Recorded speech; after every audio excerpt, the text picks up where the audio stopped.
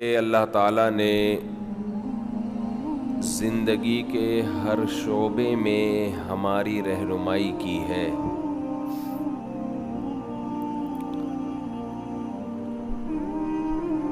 خرچ کرنا، اپنے مال میں سے اللہ کے لیے حصہ نکالنا، یہ بھی نماز کی طرح عبادت ہے۔ کہاں خرچ کرنا ہے، کتنا خرچ کرنا ہے، کیسے خرچ کرنا ہے، کس جذبے کے ساتھ خرچ کرنا ہے، ان سب باتوں کے بارے میں بھی اللہ، اس کے رسول صلی اللہ علیہ وسلم کی طرف سے ہدایت موجود ہے۔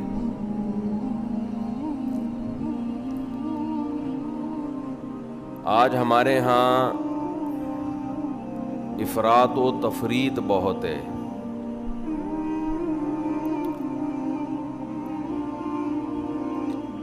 بعض لوگ بے تحاشا ہاتھ کھول دیتے ہیں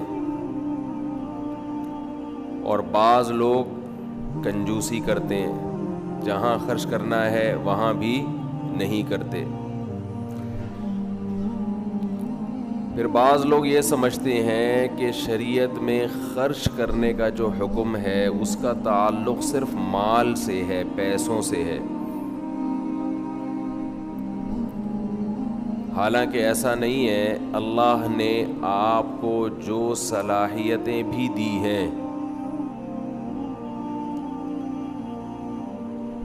جو ہنر آپ کے پاس ہے، جو بھی اسکلز آپ کے پاس ہیں، ان کے بارے میں بھی شریعت کا حکم ہے کہ یہ ہنر، یہ صلاحیتیں، یہ مہارتیں آپ نے کہاں اور کتنی خرچ کرنی ہے۔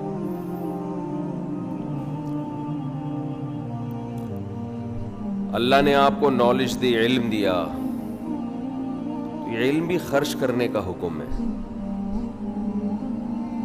اللہ نے آپ کو طاقت اور قوت دی، پاور دی، تو اس طاقت کے بارے میں بھی آپ سے سوال ہوگا کہ آپ نے یہ کہاں خرچ کی، کتنی خرچ کی۔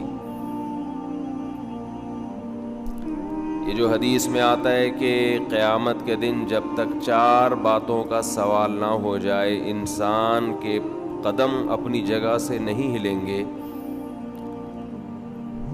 ان میں ایک یہ بھی ہے کہ جوانی کو کہاں کھپایا۔ تو جوانی سے یہاں مراد کیا ہے؟ جب طاقت اور قوت کا زمانہ تھا تو اس طاقت کو کہاں استعمال کیا۔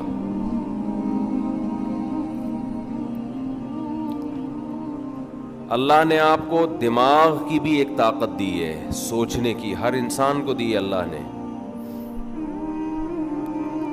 اس سوچنے کی طاقت کو کہاں کھپانا ہے۔ یہ نہیں کہ جو مرضی الٹا سیدھا سوچتے چلے جاؤ۔ لوگ آج سوچ رہے ہوتے ہیں الٹی الٹی چیزیں، فساد۔ اللہ نے آپ کو علم دیا ہے، اس علم کو کہاں استعمال کرنا ہے۔ بہت سے لوگوں کے پاس نالج ہے، وہ نالج تعمیر کے بجائے تخریب کاری میں، لڑائیوں میں استعمال ہو رہی ہے، لڑوانے میں استعمال ہو رہی ہے، پھوٹ ڈالنے میں استعمال ہو رہی ہے۔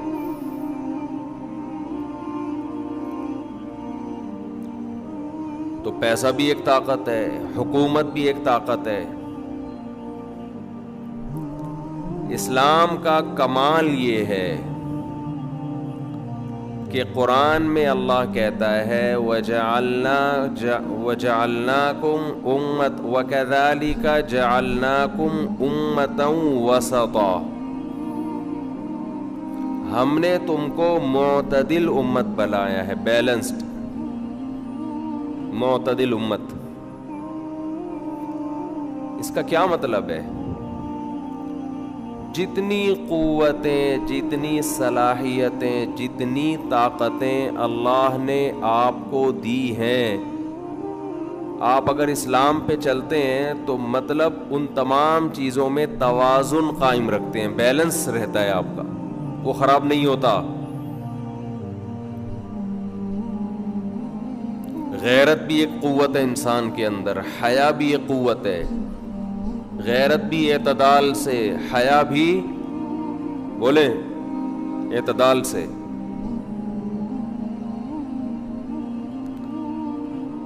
ہر چیز میں بیلنس ہے، ہر چیز میں۔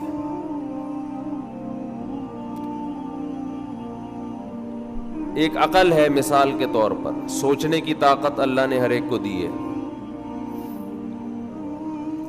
آپ اگر سوچتے ہی نہیں ہیں، بغیر سوچے سمجھے کام کر رہے ہیں،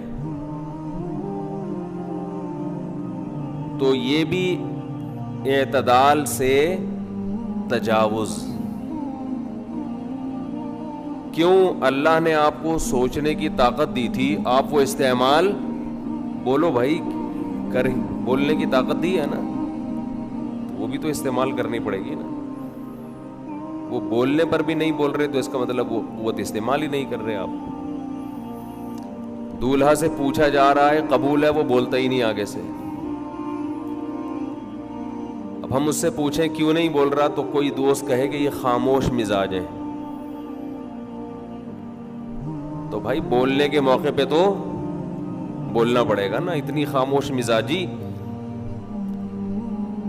یہ اس کا مطلب اللہ نے جو بولنے کی طاقت دی ہے وہ آپ استعمال کر ہی نہیں رہے۔ اور قاضی نے ابھی پوچھا نہیں ہے کہ بولو، پہلے ہی بول رہے قبول ہے، تو یہ بھی بے اعتدالی ہے یا نہیں ہے؟ اس کا مطلب جہاں بولنا نہیں ہے وہاں بولنا، جہاں قاضی نے بولنا ہے پہلے، وہاں دولہا پہلے بولنا شروع کر دے۔ کتنی اچھی مثال سامنے آ گئی، دیکھو دولہا کی مثال، اس سے سب کی سمجھ میں بات آ گئی۔ بیلنس، اعتدال، بولنا بھی ایک قوت ہے، طاقت ہے، ہر صلاحیت۔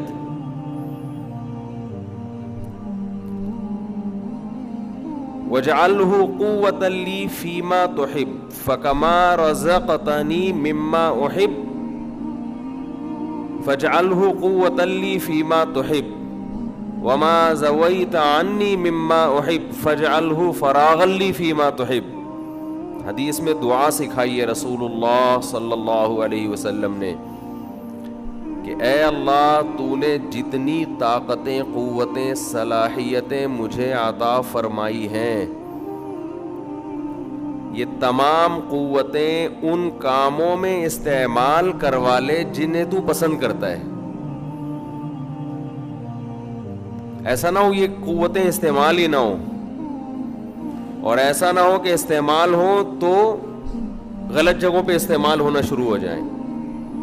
تو یہ تمام قوتیں ایسی جگہ استعمال کروا لے جہاں تو چاہتا ہے کہ استعمال ہو، تو جہاں چاہتا ہے نا استعمال ہو، وہاں یہ ہو جائے استعمال۔ وَمَا زَوَيْتَ عَنِّي مِمَّا أُحِبُّ، اور جو صلاحیتیں تو نے مجھے نہیں دی یا جو نعمتیں تو نے مجھے نہیں دی، ان نعمتوں کا نہ ملنا یہ فراغت کا سبب بنا دے ایسی چیزوں میں جن سے تو خوش ہوتا ہے۔ بھائی دو ہی چیزیں ہوتی ہیں، یا تو آپ کی مرضی کی چاہتیں آپ کو ملی ہوں یا نہ ملی ہوں۔ تو ملنا بھی ذریعہ بن جائے کہ تیری رضا کا، اور نہ ملنا بھی ذریعہ بن جائے تیری رضا کا، کیونکہ بعض دفعہ کچھ چیز نہیں ملتی تو انسان فارغ ہو جاتا ہے، فارغ ہو کے اللہ کے کاموں میں لگ جاتا ہے۔ بعض دفعہ کوئی نعمت ملتی ہے تو خطرہ ہوتا ہے کہ یہ نعمت اس کو اللہ سے دور کر دے گی، تو مقصد کیا ہے؟ بس اللہ ہی کے کاموں میں لگ جائے کسی طریقے سے، ہدف ہی یہی ہے۔